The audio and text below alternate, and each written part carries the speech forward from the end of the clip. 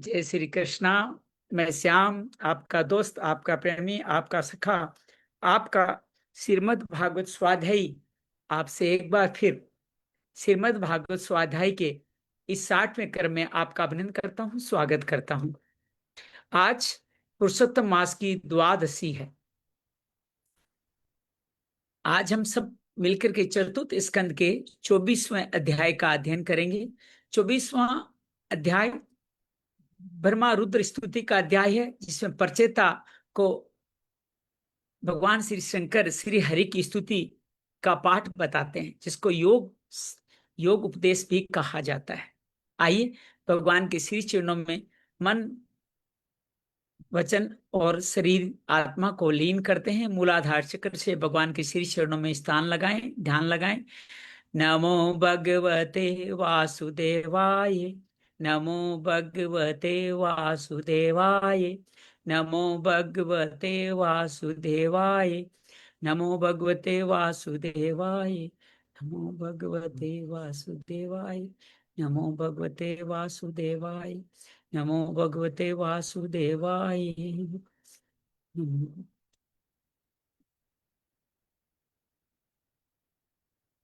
वसुदेव सुतं देवं कंस चाणूरमर्दनं देवकी परमानंदम कृष्ण वंदे जगद्गुरुं। श्री कृष्ण वंदे जगद्गुरुं। गजाननं भूतगणादिसेवितं कपीति जम्बूफलचारु भक्षणमास्तुं शोक विनाशकं नमस्कारं नमस्कारं पाद पंकजे। सर्वमंगल मांगल्ये शिवे सर्वार्थ साधिके शरण्ये त्र्यंबके गौरी नारायणी नमोस्तुते, नारायणी नमोस्तुते। या देव सर्व भूते श्रीमद्भागवत रूपेण संस्थिता नमस्तस्यै नमस्तस्यै नमस्तस्यै नमो नमः। त्र्यंबकमेजामहे सुगंधिं पुष्टिवर्धनम् उर्वारुकमेव बन्धनान् मृत्युर्मोक्षं मामृतात्। ओम मित्राय नमः, ओम रवये नमः, ओम सूर्याय नमः, भानुवे नमः, खगये नमः, ओम कृष्णाय नमः, हिरण्यगर्भाय नमः, मारीचाय नमः, आदित्याय नमः, सावित्रे नमः, अर्काय नमः, भास्कराय नमः।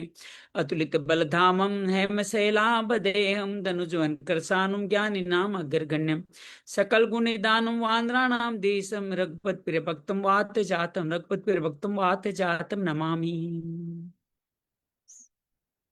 राम राम रामाय नमः। गुरुर्ब्रह्मा गुरुर्विष्णु गुरुर्देवो महेश्वरा, गुरु साक्षात् परम ब्रह्म तस्मै श्री गुरुवे नमः।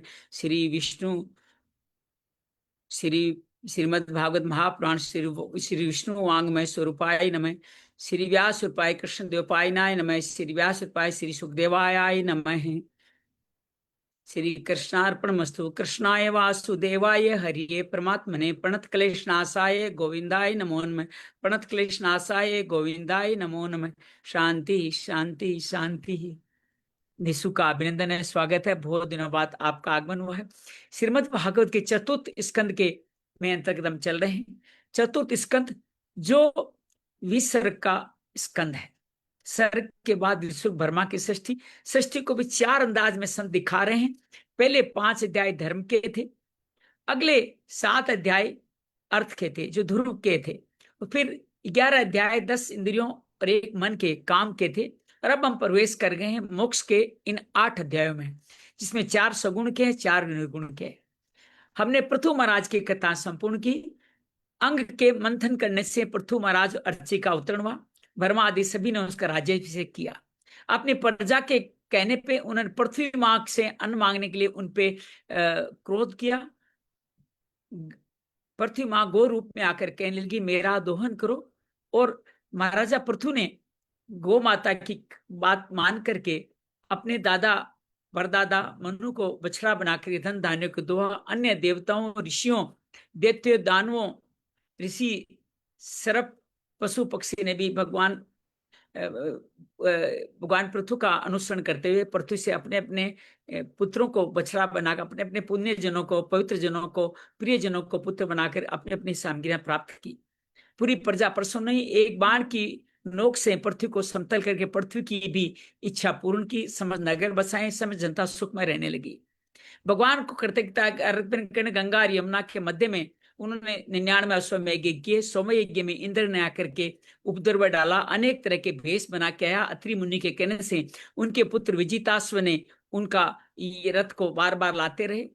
जब इंद्र माना नहीं अपने अलग तरह के पाखंडों से, तो भगवान पृथु उन पे क्रोधित हुए, उन पे बाण मार के उनको मारने के लिए उद्धत हुए। ब्राह्मणों ने मना किया, मंत्रादि से उनका हवन कर देंगे। जब ब्राह्मण देवता ब्रह्म इंद्र के लिए आहुति देने लगे तो ब्रह्मा आए कि तुम किसके लिए यज्ञ कर रहे हो? यज्ञ तो देवी संपदा के लिए कर रहे हो ना, देवताओं को नष्ट कर दोगे तो फिर यज्ञ का औचित्य क्या रह जाएगा? बात समझ में आती है। पृथु यज्ञ वहीं छोड़ देते हैं। भगवान श्री हरि इंद्र को लेके पहुंचते हैं। इंद्र क्षमा याचना करता है। भगवान उनको उत्तम संदेश देते हैं कि किस तरह से तुम अपने प्रजा धर्म का पालन करते, प्रजा के पुण्य के भागी बन रहे हो, तुम उनके करों का उचित प्रयोग करते हो, उनके पाप का अंश नहीं ले रहे हो। तुम्हें सनकादि देवता पधारेंगे और वो आपको बहुत सुंदर उपदेश देंगे। भगवान के बार बार कहने पे लक्ष्मी के समान उनके चरणों की स्तुति वो मांगते हैं। तो इस तरह से भगवान श्री हरि विदा लेते हैं और इंद्र जी भी क्षमा माच कर उनसे विदा लेते हैं। अब श्री पृथुराज अपने राज्य का राजन कर रहे हैं, दीक्षा करके सन्यासी की तरह रहने लगे हैं और पूरे राज्य में उनके स्वागत के लिए पूरा राज्य सजाया जाता है और उन प्रजा को संबोधित करते हुए योग आदि के अनुष्ठान के लिए सत्कर्मों चलने के लिए प्रेरित करते हैं। सभी प्रजाजन उनकी बहुत प्रशंसा करते हैं, कहते हैं कि हमारे पूर्वजनों के संस्कार, हमारे माता पिता संस्कार हम कारण हम सब लोग पुण्य कार्य कर पा रहे हैं। और कहते हैं मेरे पिता बहन भी ब्राह्मण दंड के कारण नरक से निस्तार हो गए, नरक से दूर हो गए। तो ब्राह्मणों को या संतों का या माता पिता का या गुरु का या भगवान का दिया हुआ दंड भी कल्याणकारी होता है। ये बात यहाँ सिद्ध होती है। तत्पश्चात पृथु अपने राज्य को गृहस्थाश्रम का पूरा आनंद लेते हुए, प्रजा का पूरा पालन करते हुए वानप्रस्थ आश्रम चले जाते हैं। वन में जाकर के कठोर ध्रुव की तरह तपस्या करते हैं और योगाग्नि द्वारा भगवान के श्री चरणों में अपने आप को स्थापित कर देते हैं। उनकी रानी अर्ची जो उनकी सेवा करती थी, उन्हीं के साथ वो भी उन्हीं चिता में हवन कर लेती है। यहाँ पे उनके पांचों पुत्र विजिताश्व राजा संभालते हैं। विजिताश्व अपने 4 पुत्र भाइयों को 4 दिशाओं का राज्य देते हैं और विजिताश्व के वंश में आगे बढ़ता चला जाता है। उसी वंश में आगे प्राचीन ब्रही नाम के राजा होते हैं, जिनके 10 पुत्र प्रचेताज होते हैं। और प्रचेता का ये कथन ही हमारे सगुण और निर्गुण दोनों का वाहक बनने वाला है। आइए प्रचेताओं को क्या कहा। प्रचेता तपस्या करने के लिए प्राचीन वन का आप पुत्र उत्पन्न करने के लिए जंगल में तपस्या, वन में तपस्या करने जाओ। सभी 10,000 वर्षों तपस्या करने जा ही रहे कि रास्ते में एक जगह उनको 16वें श्लोक से हम यात्रा करें, एक पूजन कर ध्यान जब पूजन करते रहे और जो दर्शन श्री महादेव जी ने दिया था उसी का दर्शन देकर पूजा करते रहे। जो ये कहा, आज का अध्याय संपूर्ण प्रारंभ करते हैं। श्री कृष्ण ओम नमो भगवते वासुदेवा 16वें श्लोक से, चतुर्थ स्कंद के 16वें श्लोक से विदुर जी महादेव जी का संदेश देते ही झट से पूछ पड़ते हैं। हर सजग श्रोता का यही कर्तव्य है कि वो जब भी कोई नया सवाल आए, उसके प्रति अपना नया नाम आए, उसके प्रति अपनी जिज्ञासा रखते। या जो ही महादेव जी का नाम आया, विदुर जी ने अपनी जिज्ञासा रख दी। श्री विदुर वाच है परचेते साम गिरित्र तथा सत्वी संग में है यदुताह प्रीत संतो भ्रमण वरदार्थ। भ्रमण मार्ग में प्रचेताओं का श्री महादेव जी के साथ किस प्रकार समागम हुआ और वो उन पर प्रसन्न होकर भगवान शंकर ने उन्हें क्या उपदेश दिया, ये सारी बात कृपा करके मुझे के विदुर जी पूछना चाहते हैं कि शंकर जी ने क्या उपदेश दिया और कैसे प्रचेता ने उसका ग्रहण किया। संगम कलो विपर्से शिवने शरीर नाम दुर्लभो मनियोद्य संगादि औपसितम। भरम से शिव जी के साथ समागम होना तो देवधारू के लिए बहुत कठिन है। औरों की तो बात क्या, मुनिजन भी ये प्रार्थना करते हैं कि इस तरह शिव जी का दर्शन हो जाए, तो उनके निरंतर ध्यान करते हैं, फिर भी वो सहजता शिव जी को पाते नहीं। प्रचेता ने कैसे पा लिया? आत्मारोपी स्वस्थ से लोक कल्पस्य राध से शक्त्या युक्त विचित घोरिया भगवान भव। यद्यपि भगवान शंकर आत्मा राम है, उन्हें अपने लिए कुछ करना है न पाना है, तो भी इस लोक से शिक्षा के लिए अपनी घोर रूपा शक्ति शिव और शिवा कौन है? माँ भगवती, वही उनकी शक्ति के साथ सर्वत्र विचरण करते रहते हैं। मैत्रेय वाच है परचेत से पितुर्वाक्यम शीर्षा उदाय साधव दिशम प्रत्यचेम प्रच्युस्त पास दृत चेत। विदुर जी साधु स्वभाव प्रचेतागण पिता की आज्ञा शिरोधार्य कर तपस्या चित लगा पश्चिम की ओर चल दिए। पश्चिम की ओर चल दिए, उत्तर से पश्चिम की ओर। लगभग यूं समझ लीजिए कि आपकी ये यात्रा गुजरात की तरफ हो रही है या साउथ की तरफ हो रही, गुजरात या राजस्थान समझ सकते हैं। समुद्र में भी स्थित पश्चिम समुद्र सर्व है। महात्मा ने यह प्रशंसा सलीला से हम चलते चलते समुद्र के समान विशाल एक सरोवर देखा। विशाल सरोवर, अब वो नर्मदा सरोवर भी हो सकता है। उस सरोवर को देखा, वह महापुरुषों चित्त के समान ही बड़ा ही स्वच्छ था तथा उसमें रहने वाले मत्स्य आदि जल जीवी प्रसन्न जान। वो सरोवर इतना अच्छा था कि सब लोग वहां मत्स्य झील आदि भी प्रसन्नता महसूस करते थे। नील रक्तो पलामचो कलाधारे नदी वराकम अंसार संसार चक्रम वरे कांडवनी कुजितम। उसमें नील कमल, उस सरोवर की कितनी सुंदर व्याख्या की गई है।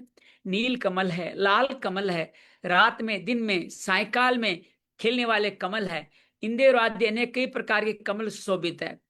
उनके तटों पर हंस, सारस, चकवा आदि जल पक्षी चहक रहे। इतना सुंदर जागृत वो सरोवर है।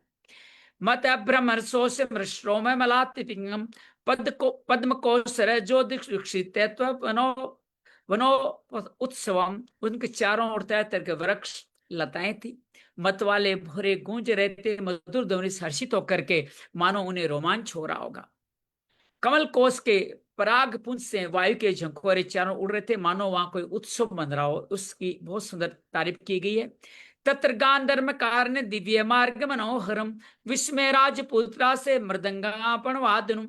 वहां मृदंग, प्रणव आदि बाजों के साथ अनेक को दिव्य राग रागनियों क्रम से गायन के मधुर सुनी देख उन राजकुमारों को बड़ा आश्चर्य हुआ कि कितनी अद्भुत अलौकिक जगह, यहाँ कुछ कुछ क्या क्या घट रहा है।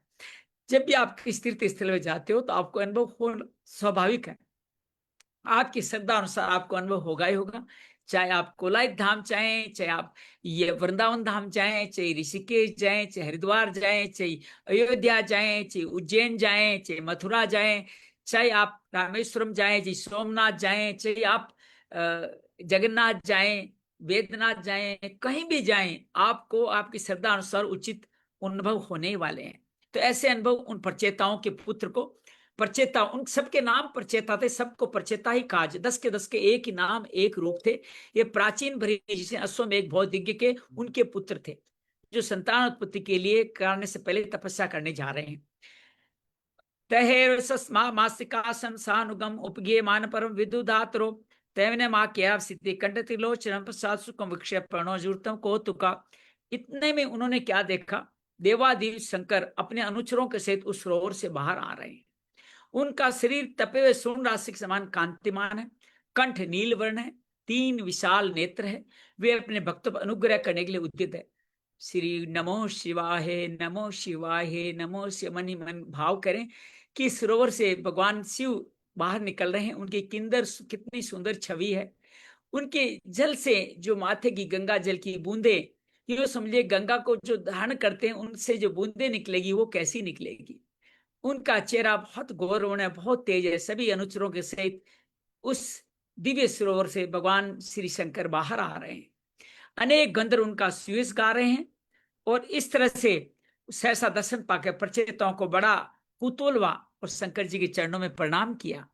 शैतान परमनातिरो भगवान धर्म वत्स धर्म ज्ञानशील समन प्रीति पितु नाच है। तब शरणागत भयहारी धर्मवत्सली भगवान शंकर ने अपने दर्शन से प्रसन्न हुए। उन धर्मज्ञशील से राजकुमार से प्रसन्न होकर के यूं कहा। श्री रुद्रवाच है। अब भगवान शंकर बोल रहे हैं। बहुत सुंदर ये स्रोत शुरू हो रहा है, कृपया ध्यान से स्तुति को सुनिएगा। शंकर भगवान विष्णु की स्तुति करने का तरीका बता रहे हैं गुरु बनकर के प्रचेताओं को। सूयम वेदी सदैव पुत्रावीतम वश्य कीर्षितम अनुग्राय भद्रम च एवं में दर्शन कृतम।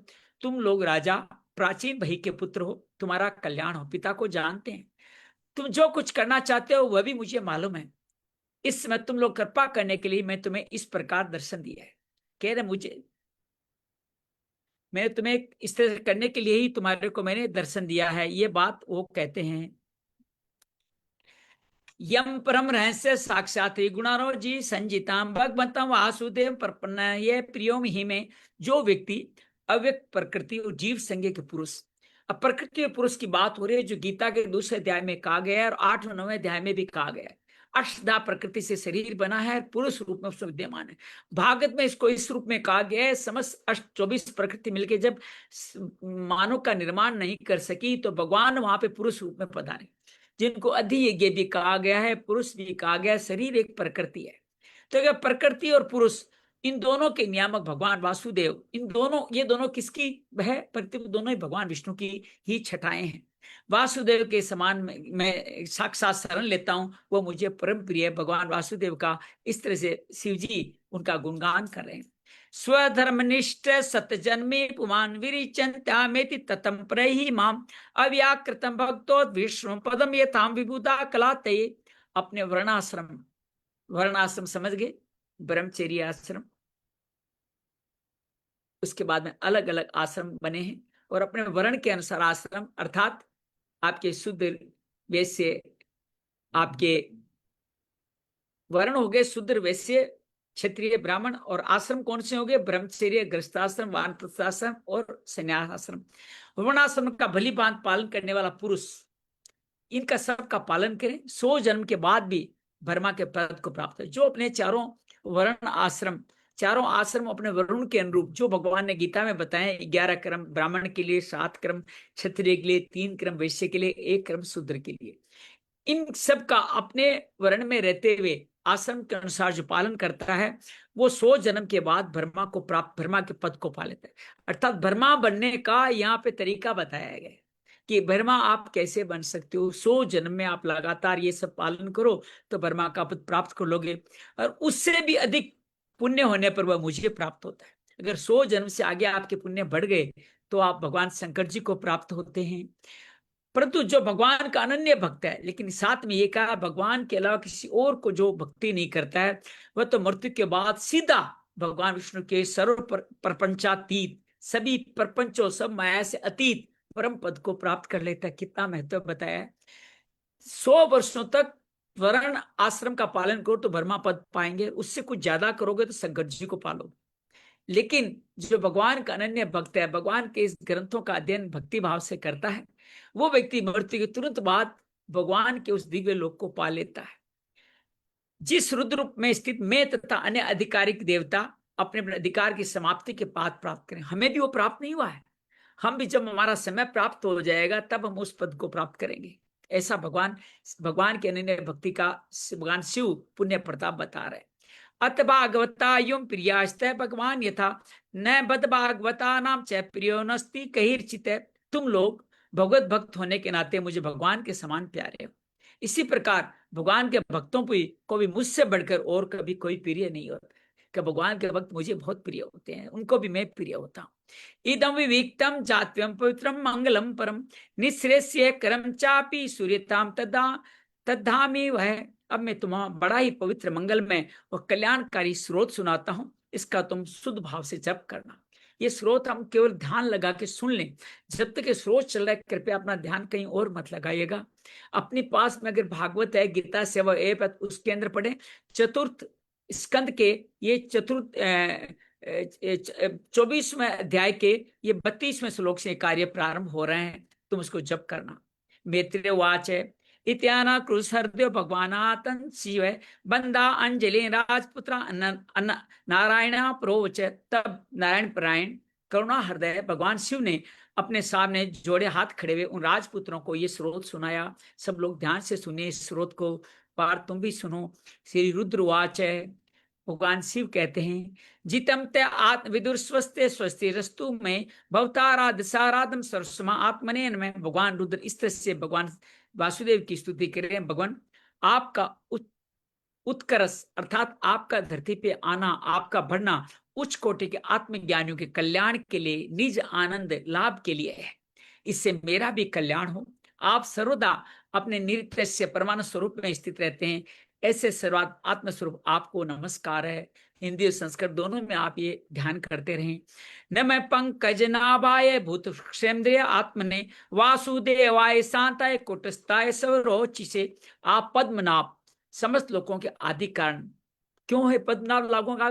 पद्म से ही ब्रह्मा उत्पन्न, ब्रह्मा ने सारे लोग उत्पन्न किए, तो आप पद्मनाभ समस्त लोगों का आदि कारण है। भूत सूक्ष्म अर्थात आपसे ही तन्मात्राएं उत्पन्न हुई, और इंद्रियों की नियंता शांत एक रस स्वयं प्रकाश वासुदेव जो चित्त के अधिष्ठाता है, वो भी आप ही। आपको नमस्कार है कि सब प्रकृति पुरुष सब कुछ आप ही है, आपसे सृष्टि हुई, इसलिए आपको नमस्कार करते हैं।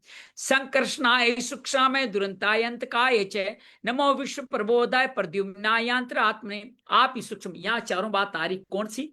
भगवान चित्त है, संकर्षण अहंकार है, प्रद्युमन मन है, और बुद्धि के रूप में अनिरुद्ध है। इन चारों का नाम फिर आ रहा है। आप ही अव्यक्त अनंत और मुखाग्नि द्वारा संपूर्ण लोगों का संहार करने वाले अहंकार के अधिष्ठाता संकर्षण है।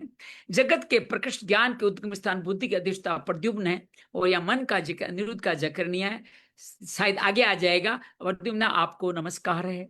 नमो नमे अनिरुद्धाय ऋषिकेशेन्द्रियात्मने नमः परमहंसाय प्रणय निवृत्त आत्मने। आप इंद्रियों के स्वामी मनस तत्व के अधिष्ठाता भगवान अनिरुद्ध है। आपको बार बार नमस्कार है। आप अपने तेज से जगत को व्याप्त करने वाले सूर्य देव पे आप हैं। पूर्ण होने आप पूर्ण हैं। आप में वर्दियो क्षय चंद्रमा की तरह नहीं होता। आपको नमस्कार है, इससे नमस्कार करते हैं। सर्गा अपवर्ग द्वारा नित्यम सुचि सदय नमः नमो हिरण्य वीर्याय चातुर्होत्र्याय तंतवे। आप सर्व और मोक्ष के द्वार तथा निरंतर पवित्र हृदय में रहने वाले, आपको नमस्कार है। आप इस स्वर्ण रूप सूर्य से युक्त और चातुर्होत्र कर्म अग्निहोत्र जिसे चातुर्होत्र कर्म होते हैं, कर्म के साधन का विस्तार करने वाले अग्निदेव हैं। आपको नमस्कार है। हर तरह के हवन के आप ही नेता देवता, आपको नमस्कार है। नमः ऊर्जा से त्रियापन है ये गिरत से तृप्तिदाय जय युवानाम नमः सर्वर्षात्मने। आप पितर और देवताओं के पोषक सोम हैं। तीनों देवों के आप अधिष्ठ, तीनों वेदों का अधिष्ठ। उसमें यजुर अथर्व यजुर ऋग और साम तीन वेद वहां करते थे। अथर्ववेद वहां तब नहीं आया था। तो तीन वेदों के आप अधिष्ठा है। हम आपको नमस्कार करते हैं। आप इस समस्त प्राणियों को तप करने वाले जल स्वरूप भी आप ही हैं। आपको नमस्कार है। सब कुछ आप हैं, आपको नमस्कार है। सरस्वताम आत्मद्या विशेष्याय स्त्री से नमस्ते को लोक पाल सो जोवलाय छे। आप समस्त प्राणियों के देह पृथ्वी और विराट स्वरूप है। तथा त्रिलोक की रक्षा करने वाले मानसिक इंद्रियक और शारीरिक शक्ति स्वरूप प्राण शक्ति भी आप हैं। आपको नमस्कार है। सब बार बार नमस्कार नमस्कार कहा जा रहा है। भगवान वासुदेव को कौन कर रहा है? रुद्र कर रहे हैं, सदाशिव कर रहे हैं। ये बहुत महत्वपूर्ण है। अर्थलिंगाय नभ से नमो अंत बहिरात्मने नमः पुण्याय लोकाय आयुष्मय बुरी वर्ष से। आप ही अपने गुण शब्द के द्वारा समस्त पदार्थों का ज्ञान कराने वाले, बाहर भीतर का भेद कराने वाले आकाश है। आप ही महान पुण्य से प्राप्त वाले परम तेजो में स्वर्ग वैकुंठ आदि लोक हैं। आपको पुनः पुनः नमस्कार है। आप ही सब श्लोक हैं। सारे लोग भगवान के अंदर तो विद्यमान है, तो सब कुछ आप ही है। पर्वताय निवर्ताय पितृदेवाय कर्मणे नमो तम विपाकाय मृत्युए दुखदाय च। आप पितृलोक की प्राप्ति करने वाले प्रवृत्ति कर्म रूप है। देवलोक की प्राप्ति करने वाले निवृत्ति कर्म रूप है। अर्थात प्रवृत्ति से पितृलोक बनता है, निवृत्ति से देवलोक मिलता है। आप ही अधर्म के फलस्वरूप दुखदायक मृत्यु भी आप है। आपको नमस्कार। अधर्म का परिवार अंत में कहां पे संपूर्ण होता है? मृत्यु पे। तो वो भी आप ही हैं, अर्थात अधर्म भी भगवान ही है। आपको नमस्कार है। नमस्तत् आसीमा मनवे कारण आत्मने नमो धर्माय व्रते कृष्णाय कुंड मेद से पुरुषाय पुरुणाय सांख्य योगेश्वराय च नमो। आप नाथ, आप ही पुराण पुरुष है। सांख्य और योग के अधीश्वर भगवान श्री कृष्ण, कपिल का भी यहाँ इनडायरेक्टली जिक्र आ गया है। भगवान श्री कृष्ण ने सांख्य योग का दो ही लोगों ने बात की थी, एक कपिल ने और एक भगवान श्री कृष्ण ने गीता के दूसरे अध्याय में। तो आप भगवान श्री कृष्ण आप हैं। आप इस सब प्रकार की कामनाओं के पूर्ति कारण हैं, साक्षात मंत्र मूर्ति हैं तथा महान धर्म स्वरूप है। आपकी ज्ञान शक्ति किसी भी प्रकार कुंठित होने वाली नहीं है। आपको नमस्कार है, नमस्कार है। ऐसे रुद्र सदाशिव वासुदेव को नमन कर रहे हैं। शक्ति त्रय समेता मिडु से अहंकर्तात्मने चेत आकुति रूपाय नमो वाची विभूति। आप ही कर्ता करण कर्म, तीन तरह कर्ता करने वाला, करण साधन, और साधन के द्वारा जो कार्य किया जाता है वो कर्म। तीनों शक्तियों के एकमात्र आश्रय आप है। गीता में तो 5 अधिष्ठान दिए गए हैं, कर्ता करण कर्म, और उसके बाद में उनके लिए साधन और उनके देवता सब दिया गया है। आप एकमात्र आश्रय हैं। आप ही अहंकार के अधिष्ठाता रुद्र है। कहते हैं मैं भी आपका ही स्वरूप हूं, और आप ही ज्ञान और क्रिया स्वरूप है। तथा आपसे ही परा पश्यंती मध्यमा वेखरी, 4 प्रकार की वाणी की अभिव्यक्ति होती है। आपको नमस्कार। ये वाणी आप जानते हैं ना, ये परा पश्यंती मध्यमा वेखरी वाणी क्या होती है, जानना चाहते हैं आप? हल्का सा विवरण देने का प्रयास करता हूं। आप जब भी किसी मंत्र का बार बार उच्चारण करें, जैसे अभी हम लोग नमो भगवते वासुदेव का बार बार उच्चारण करना चाहते हैं, तो क्या करें? पहले करें वेखरी वाणी में। वेखरी का तात्पर्य आप जो बोले सबको सुनाई दे, जैसे नमो भगवते वासुदेवाय, ऐसे करें 3 से 4 बार, जितना आप चाहें। उसके बाद में इसी को आप मन ही मन बोले, आप बोले लेकिन स्वयं को सुनाई, लाइक दिस, नमो भगवते वासुदेवाय, नमो भगवते वासुदेवाय, नमो भगवते वासुदेवाय, नमो भगवते ऐसे बोले। इसको क्या कहा जाएगा? इसको कहा जाएगा क्या? मध्यमा वाणी बोले। फिर पश्चिंती, अर्थात मन ही मन बोले। देखो यहां तक पहुंच गया वेखरी में, यहां तक पहुंच गया आप मध्यमा में। अब यहाँ मन का बुद्धि चित्त अहंकार का स्थान है, वहां पे आप मन ही मन बोलेंगे।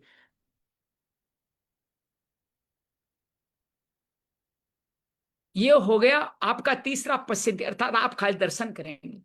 और ये 3 घटनाएं घटने के बाद चौथी घटना स्वतः घटेगी, जिसको परावाणी, भगवान की वाणी कहते हैं। अब आपको प्रयास नहीं करना, आपको बोलना नहीं है, वो मंत्र स्वतः ही आपके अंदर से ऊपर से नीचे, नीचे से ऊपर, आपके अपने आप ही वो आने लग जाएगा। आपके शरीर में पूरा रोमांच उत्पन्न हो जाता है जब परावाणी आपको स्पर्श करती है। तो हर शब्द को बोलने के 4 तरीके हैं और 4 क्रम हैं। इन 4 क्रम के अनुसार हमारा जीवन चलता है। पहले हम स्थूल होते हैं, फिर सूक्ष्म, फिर अति सूक्ष्म, फिर एकदम भगवान में लीन हो जाते हैं।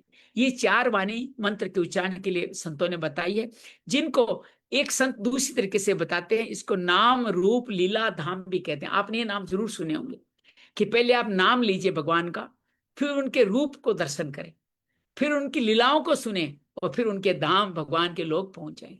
तो चारों वाणियां यही करती है, नाम रूप लीला से धाम तक पहुंचाती है। ये वाणी में एक संत ने बताने के बाद नित्य इनका किसी न किसी भाव से अभ्यास होता ही रहता है। आप भी, जब हम आपसे नमो भगवते वासुदेवा कहलाते हैं, 4 में आपसे कहते हैं कि आप वेखरी वाणी बोले, 3 में आप मन ही मन बोले, अर्थात मध्यमा बोले, सॉरी स्वयं को सुनाई दे उस वाणी वेखरी बोले, फिर 2 मन ही मन बोले, यहां तक पहुंच जाए 9वें चक्कर तक। वहां पे आप इन दोनों वाणियों को मन ही मन बोले, और फिर 3 बार या 2 बार आप ऊपर से नीचे परा वाणी में चल रहा है ऐसा बोले। इस तरह से मंत्र का उच्चारण करना बहुत अद्भुत होता है। ये सीधा नाम रूप लीला धाम की 4 सीढ़ियां पार करा देता है। अगर अच्छा लगा हो तो एक संकेत दे दीजिए कि आपको ये बात समझ में आई है, अच्छी लगी है। बहुत बहुत धन्यवाद, बहुत बहुत आभार। आप चारों की अभिव्यक्ति आपसे होती है, इसलिए आपको नमस्कार है। दर्शम नो विदुक्षणादे भागवता अर्चितम रूपाम प्रीतम स्वानम सर्वेंद्रिय गुण अंजनम। प्रभु, हमें आपके दर्शनों का अभिलाषा है। आपके भक्त जन जिसका पूजन करते हैं और जो आपके निज जनों को अत्यंत प्रिय है, आप अनुपम रूप की झांकी हमें भी दिखाएं। बरखा जी, बहुत बहुत धन्यवाद। झांकी कराइए आपका रूप, अपने गुणों समस्त इंद्रियों को तृप्त करना। भगवान से क्या करें? आप अपना रूप दिखाइए हमें, हम तृप्त हो जाएंगे। स्निग्ध प्राव घनश्याम सर्वस्वन्द्रिय संगरम चावार चतुर्बाम सुजातु रुचिरानमम पद्मकोश पद्मकोश पलासाक्षम सुंदरभूषुनासिकम सुद्विजम सुकोपला समकर विभूषम। वह वर्षा काल में मेघ के समान स्निग्ध श्याम। वर्षा में बादल कैसे स्निग्ध हो जाते, चिकने चिकने श्याम वर्ण होते हैं, और संपूर्ण सौंदर्यों का सार सर्वस्व उनकी भगवान का ध्यान करने का भाव आ रहा है। सुंदर 4 विशाल भुजाएं, महा शंख चक्र गदा पद्म धारिन की भी, महामनोर मुखारबिंद, कमल दल के समान नेत्र हैं, सुंदर भौएं हैं, सुगढ़ नासिका है, मनमोहिनी दंत पंक्ति है, दंत पंक्ति दांत है, अमोल कपोल युक्त मनोर मुखमंडल है, शोभाशाली समान करण युगल है। ऐसे कहा गया है बहुत अद्भुत तरीके से। प्रीति प्रीति प्रसितापम मंगलम के रूप की मंगलम के रूप शोभितम लात्सप किंतु कंदकुलम मुष्ट कुंडलम स्फुरिति किरीट वलयहारम नूपुर में खलम शंख चक्र गदा पद माल्याना तुमर्दिम। अभी तो शरीर का वर्णन किया, अब उनके आभूषणों का वर्णन हो रहा है। प्रीतिपूर्वक उन्मुख हास्य, तिरछी चितवन, काली काली घुघराली अलके, कलम कुसुम की केसर शान फहराता हुआ पीताम्बर, झिल मिलाते हुए कुंडल, चमचमाते हुए मुकुट, कंकण, हार, नुपुर, मेखला, विचित्र आभूषण, शंख चक्र गदा पदम, वनमाला, कौस्तुभमणि के कारण आपकी अपूर्व से भगवान के इन आभूषणों को हमेशा याद किया करें। जब भी भगवान का स्मरण के, हम है ना मानव है, हम लोग भौतिक वस्तुओं से ज्यादा अच्छा ध्यान कर सकते हैं। हमें भगवान का ध्यान नहीं आएगा, लेकिन भगवान के आभूषणों का ध्यान आ सकता है। दाहिने हाथ में शंख चक्र, यहाँ गदा पद्म है, यहाँ वनमाला है, यहाँ कौस्तुभ बनी है, यहाँ कुंडल है, इस तरह ध्यान तो कर ही सकते हो ना। इस तरह भगवान के आभूषण के माध्यम से आप ध्यान कर सकते हैं। सिंह स्कंद विश्व विभ्रसोपरि कौस्तुभम श्रियान पाय विनाक्षित किसाल समर सोल सत। उनके सिंह के समान स्थूल कंधे हैं, जिनमें हार, केर, कुंडल आदि की कांति झिलमिलाती रहती है। कौस्तुभ मुनि भी कहा है, गले में कांति सुशोभित मनोहर गिरुआ है, गिरुआ गर्दन को कहते हैं। रूप उनका श्यामल वक्ष स्थल, श्रीवत्स, श्रीवत्स का चिन्ह आगे आएगा। भृगु ने एक बार तपस्या लेके उनको एक पैर मारा था, तो श्रीवत्स का चिन्ह बन गया था। और वहीं महालक्ष्मी, उनका श्यामल चिन्ह के रूप में लक्ष्मी जी का नित्य निवास है। कसौटी की शोभा को भी मात, किसी भी कसौटी में कस लीजिए, उनका हृदय क्षेत्र है ना, इसलिए भगवान के हृदय का ध्यान महालक्ष्मी के माध्यम से किया जा सकता है, श्रीवत्स के माध्यम से किया जा सकता है। बहुत अद्भुत है साहब ये। पूरे चक्षय विघ्न वल्ली लग्लोदरम प्रति शंकर माया द्विष नाभ्या अवर्तक भीरिया। उनका त्रिवली से सुशोभित पीपल के पत्ते के समान, बिल्कुल बिल्कुल, उनका त्रिवली से सुशोभित पीपल के पत्ते के समान सुडोल उदर श्वास के आने जाने से हिलता हुआ बड़ा मनोहर जान। पैरों में तो लक्ष्मी जी उनके घुटने का स्पर्श करके उसकी घुटने को दबा रही है, अपनी जगहों पर रखे, वो लक्ष्मी जी का एक ध्यान अलग है। लेकिन भगवान ने तो लक्ष्मी जी को अपने हृदय में विराजित कर रखा है, इसलिए भगवान ने हृदय में भी ध्यान उनका कर सकते हैं। और कहते हैं कि भंवर चक्रदार जो नाभि है, उनका श्वास आती जाती है, उनका पेट हिलता डुलता रहता है, ऐसे ध्यान कर रहे हैं। चक्रदार नाभि है और इतनी गहरी है नाभि, उत्पन्न हुआ उसमें उत्पन्न हुआ विश्व। नाभि से तो कमल से ब्रह्मा, ब्रह्मा से पूरा विश्व है, तो नाभि से पूरा विश्व उत्पन्न हुआ, फिर उसी में लीन होना चाहता है, क्योंकि नाभि इतनी गहरी, विश्व कहता है वापस इसी में क्यों ना चला जाऊं मैं। ऐसा भाव, बड़ा सुंदर अद्भुत भाव शिव जी भगवान वासुदेव के लिए कहते हैं। श्याम श्रोणे दिरोशिष्णु दुर्कुल शरण में खलम समागव गीजंग द्रोत निम्न जानो सुदर्शनम। श्याम वर्ण कटी भाग, उनका कटी भाग श्याम वर्ण है। पीताम्बर श्रोण की मेखला, मेखला करधनी टाइप मेखला उस पर शोभायमान है। समान और सुंदर चरण है। पिंडली, जांग, ये ऊपर से नीचे का दर्शन है। वो हमने उस वक्त किया था नीचे से नक मंडल से ऊपर तक का दर्शन, ये ऊपर से नीचे का दर्शन है। पिंडली, जांग और घुटनों का आपका द्वितीय विग्रह बड़ा ही सुगढ़, अच्छी तरह गढ़ा हुआ जान पड़ता है। पद पदा सरदाप सर्द पद्म पलासरो चिशा नक मध्युर्भतोरंतगम विद्युन्वता परदर्श्य स्वेमत साधवसम पदम गुरो मार गुरुस्तो मोजुसम। आपके चरण कमल वहां तक पहुंच गए। सुबह शरद ऋतु के कमल दल की कांति का भी तिरस्कार करती है। कमल शरद में खेलते, उससे ज्यादा सुंदर आपके पैर है, पैरों के चरण कमल है।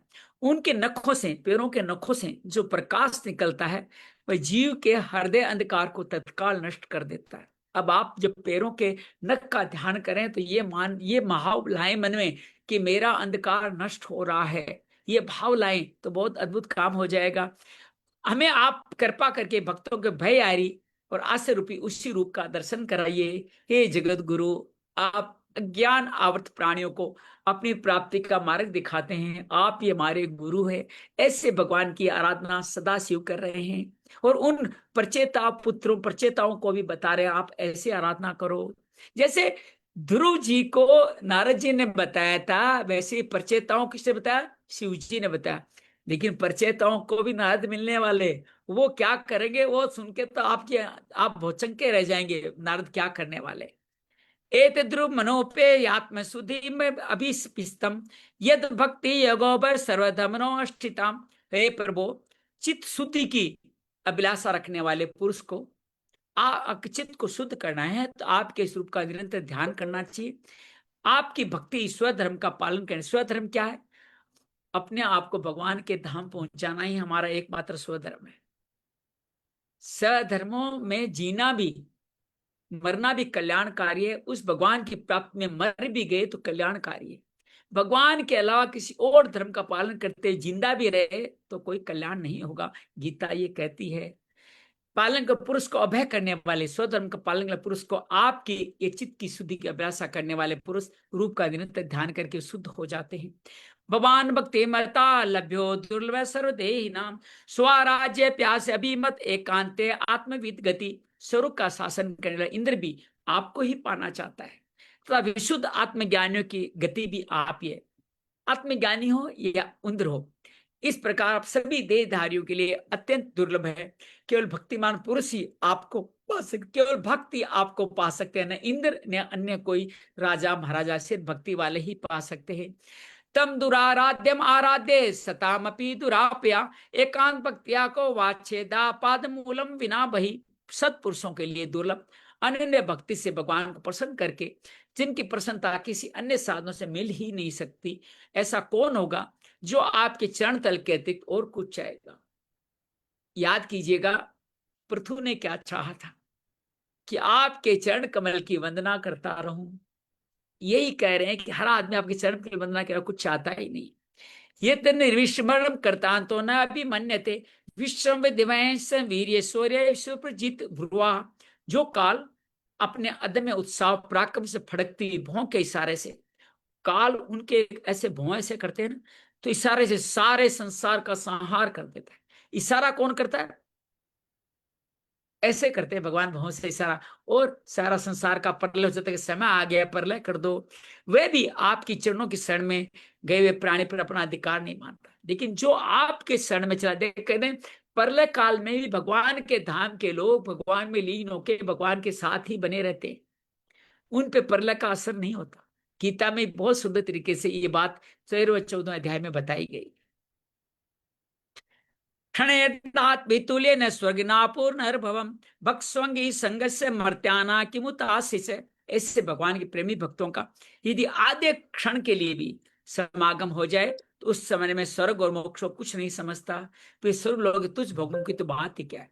कैसा भक्त मिल जाए तो स्वर्ग का भोग भी उसके आगे कुछ नहीं। उस भक्त का दर्शन कर लीजिए, आपका भी कल्याण हो जाएगा। भक्तों का दर्शन भी कल्याण करता है। अतनागांग कीर्ति तीर्थयो रत्नवर्ति स्ना विद्युतम आप पाप नाम भूते सुनो क्रोशुस्वाशीली नाम स्वदसंगो अनुग्रह एस नस्त्व। प्रभु आपके चरण संपूर्ण पाप राशि को हर लेने वाले। भगवान के चरणों का ध्यान करो, आपके सारे अंधकार पाप संपूर्ण हो जाएंगे। हम तो केवल यही चाहते हैं। जिन लोगों ने आपकी कीर्ति और तीर्थ, गंगा जी के नाम ले सकते तीर्थ में, आंतरिक और बाह्य स्नान करके, अंदर और बाहरी। आप ये आंतरिक स्नान और बाहरी स्नान क्या क्या होता है समझ में आता है आपको?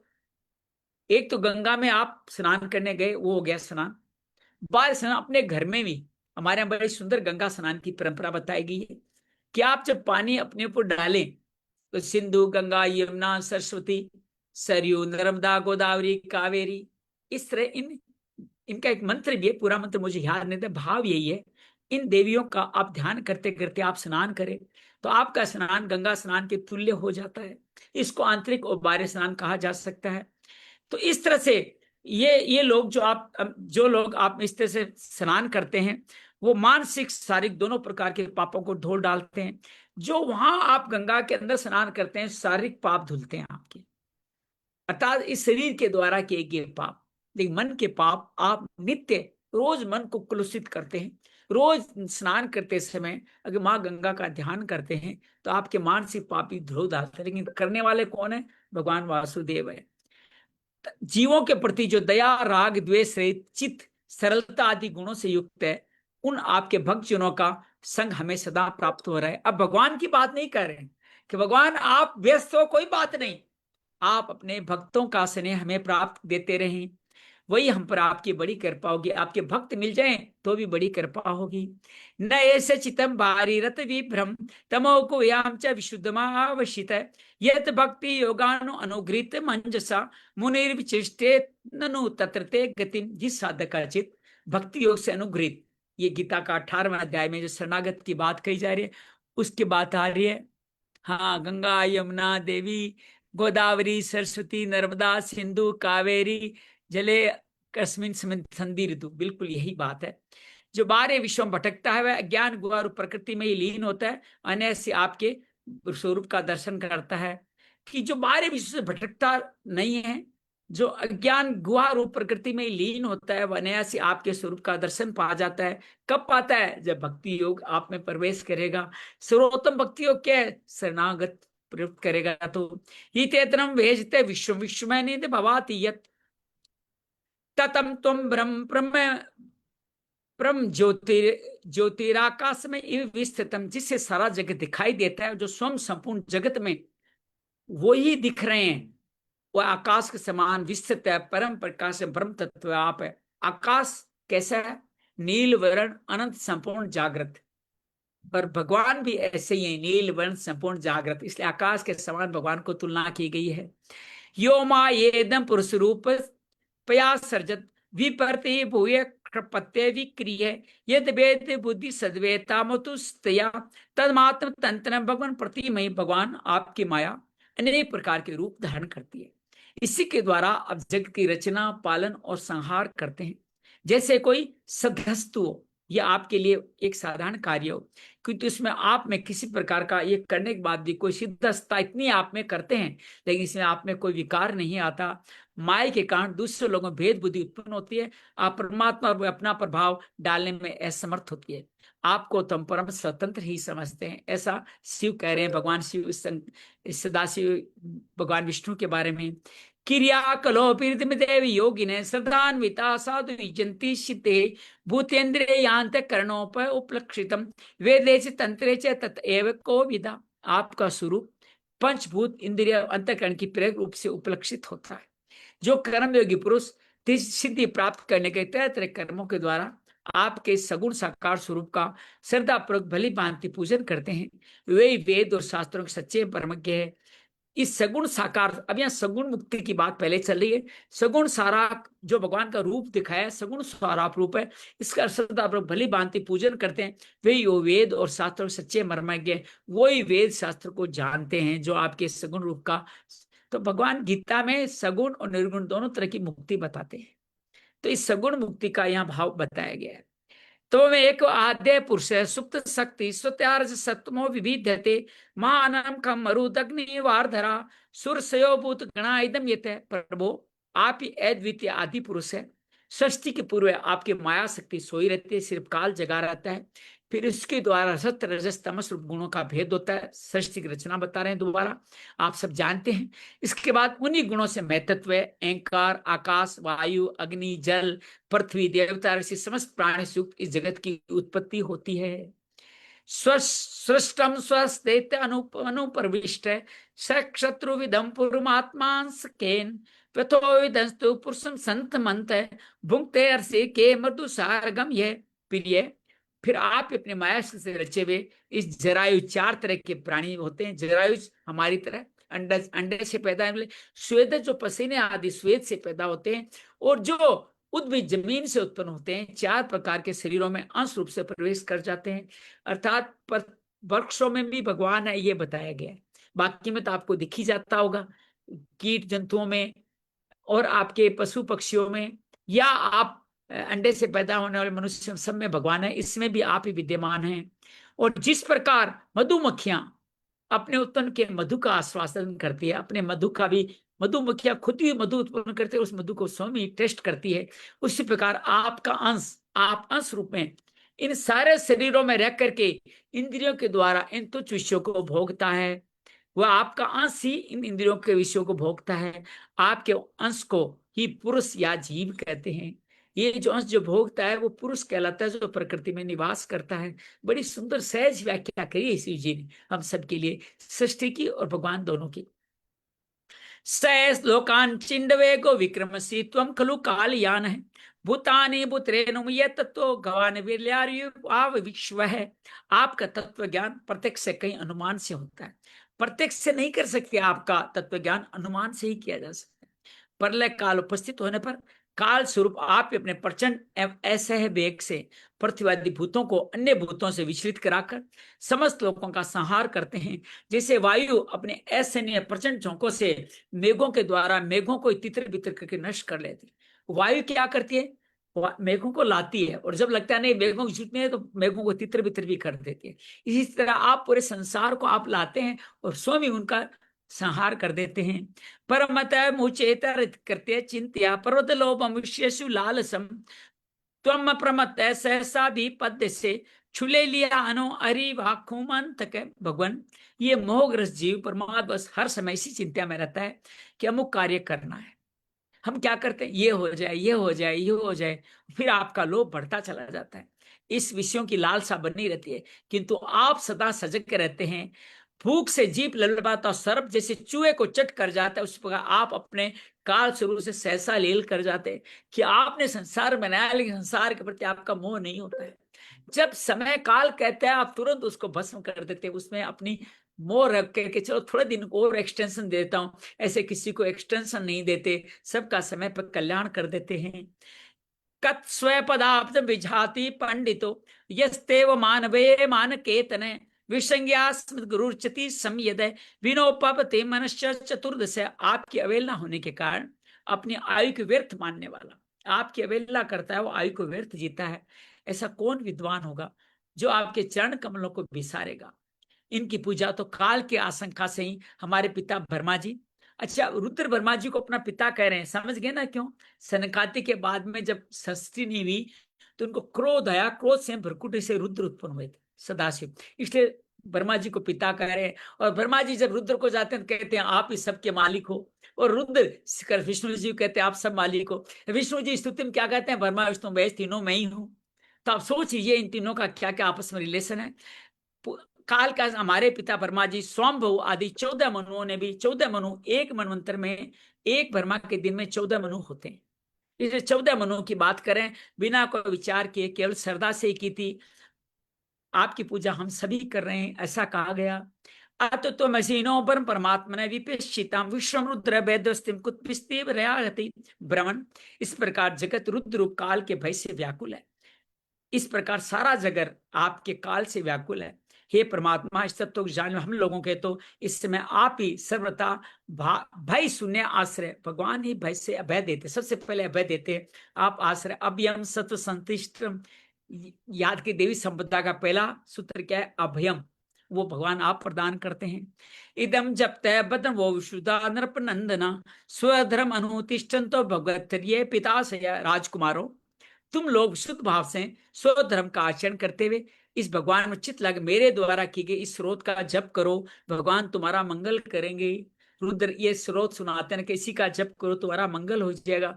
हम सब लोगों ने भी इसका एक बार तो श्रवण और पठन पठन कर लिया, हमारा भी भगवान मंगल कर रहे हैं ऐसा मान ले। तमेव आत्माना सर्वभूतेषु अवस्थितं पूज्यतम गुणतः ध्यान सकधरिम, तुम लोग अपने अंतःकरण में स्थित उन सर्वभूत अंतर्यामी परमात्मा श्री हरि का ही बार बार स्तवन स्तुति से उनका स्तुति गान करो और चिंतन करते हो पूजन करो, ऐसा भगवान रुद्र प्रचेताओं को कह रहे हैं। योगादेश मुपासाद धार्यंतो मुनि वर्ता समाहित्य सर्व सैतभ्य सतादृता।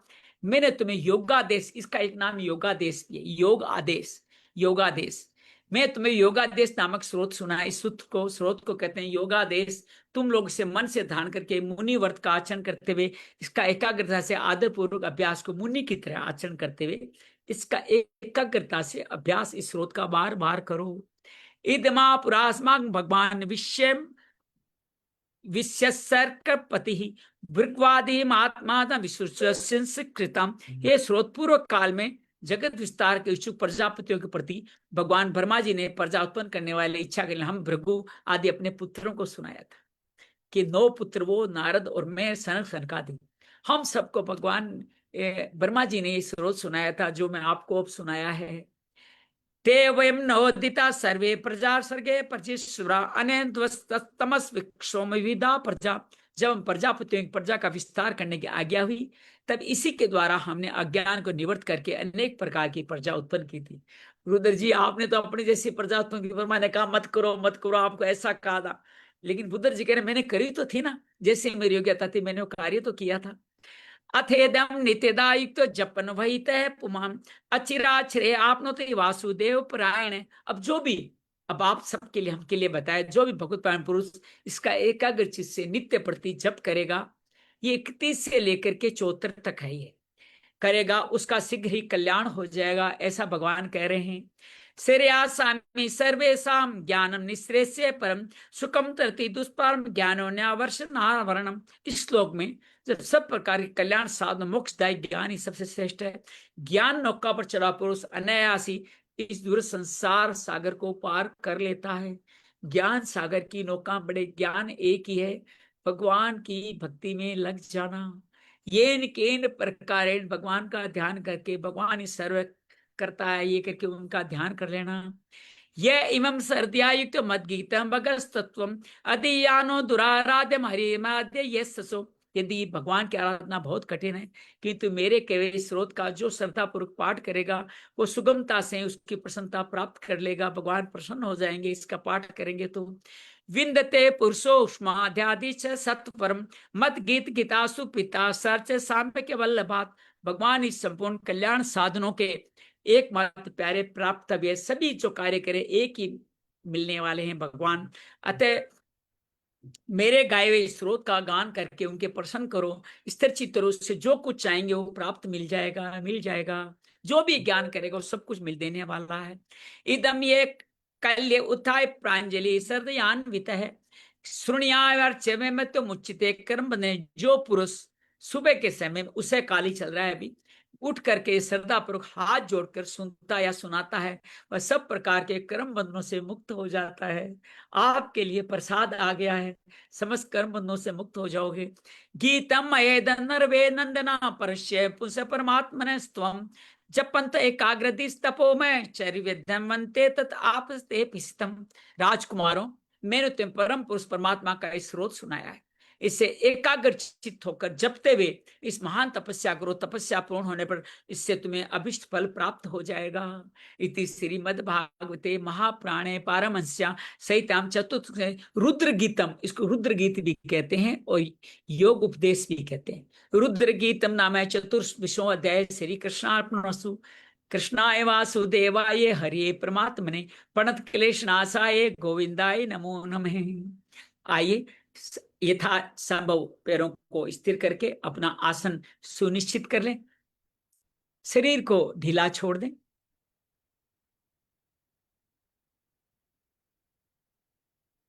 चेहरे पे सुंदर सी मुस्कान, श्वासों पे ध्यान ले जाएं। श्वास प्राण शक्ति में भगवान ही विराजित है। हम सब उसी सरोवर के किनारे खड़े हैं, जो सरोवर अत्यंत मनमोहक जगह पर स्थित है, जहाँ के वृक्ष लताएं पशु पक्षी सभी सरोवर की उपादेयता को सुंदर तरीके से दर्शन करा रहे हैं। प्रचेता उसी सरोवर के किनारे खड़े हैं, हम भी प्रचेता हैं। उस सरोवर से दिव्य सदाशिव अपने अनुचरों के साथ निकल के बाहर आ रहे हैं। सदाशिव के चेहरे से गंगा तुल्य जल की बूंदें टपक रही है। उनका सौंदर्य अनुपम है, उनके चेहरे की छटा अनुभव है। 3 विशाल नेत्रों वाले, गले में सर्प आदि धारण करे हुए, मृग छाला पहने हुए, वो सदाशिव जटाजूटधारी गंगा को सिर पर धारण किए हुए, हाथों में गले में सब जगह रुद्राक्ष धारण किए हुए सदाशिव बाहर आ रहे हैं। नमो शिवाय, नमो शिवाय, नमो रुद्राय, नमो रुद्राय। सदाशिव को हम सब नमन करते हैं, नमस्कार करते हैं। सदाशिव कहते हैं, मैं जानता हूं तुम यहाँ किस लिए खड़े हो और तुम कहाँ जाना चाहते हो, क्या तपस्या करना चाहते हो, वो भी मैं जानता हूं। मैं तुम लोगों को रुद्र गीत योगा उपदेश नामक भगवान विष्णु का वो स्रोत सुनाता हूं। उस स्रोत का ही तुम बार बार जप करना, तुम जो चाहते हो सब कुछ मार्ग तुम्हें उसके द्वारा प्राप्त हो जाएगा। सदाशिव भगवान विष्णु सदाशिव को बार बार नमन करते हैं कि आपके नाभि कमल से समस्त जगत उत्पन्न हुआ है। आपकी 24 तत्वों की प्रकृति और पुरुष के रूप में ही संसार का संचालन हो रहा है। आप उत्पत्ति, स्थिति और संहार तीनों ही आप ही करते हैं। ब्रह्मा आदि समस्त जगत आपकी नाभि से ही उत्पन्न हुआ है। इससे बार बार भगवान को नमन करते हैं, नमस्कार करते हैं कि आप ही जब योग निद्रा से काल शक्ति के जगाने पे जगते हैं, तीनों गुणों के माया से आप मैतत्व, अहंकार, पंचभूत, सूक्ष्म तन्मात्राएं, मन, इंद्रियां, इंद्रियों के देवता अर्थात इन 24 तत्वों को आप उत्पन्न करते हैं, जो प्रकृति कहलाती है। आप पुरुष समान उसमें उत्पन्न हो जाते हैं।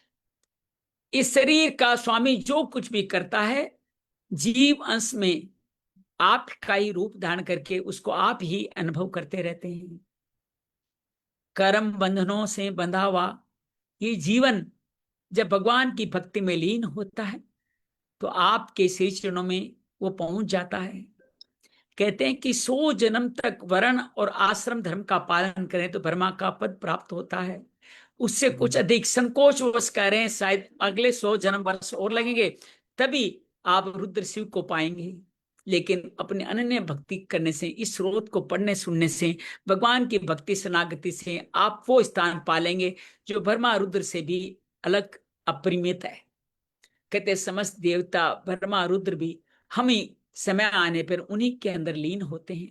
उसी के अंदर आप लीन हो जाओगे, जहां प्रलय काल में भी आपको ये प्रलय भी आप पे कुछ असर नहीं डालेगा। इस तरह भगवान के पूरे स्वरूप का वर्णन करते हैं।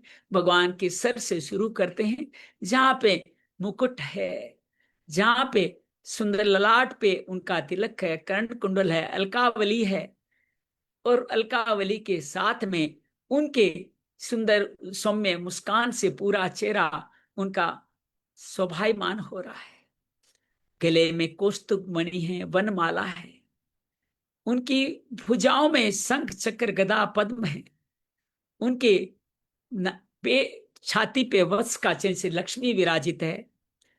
श्वास से उधर ऊपर नीचे होता बहुत शोभायमान लग रहा है। उसमें नाभि इतनी गहरी है, समझ जगत वहां से उत्पन्न हुआ और वहीं वापस जाना चाहता है मोहित होकर के। आपके कटी प्रदेश श्याम वर्ण है, उसमें मेखला कर धनी है।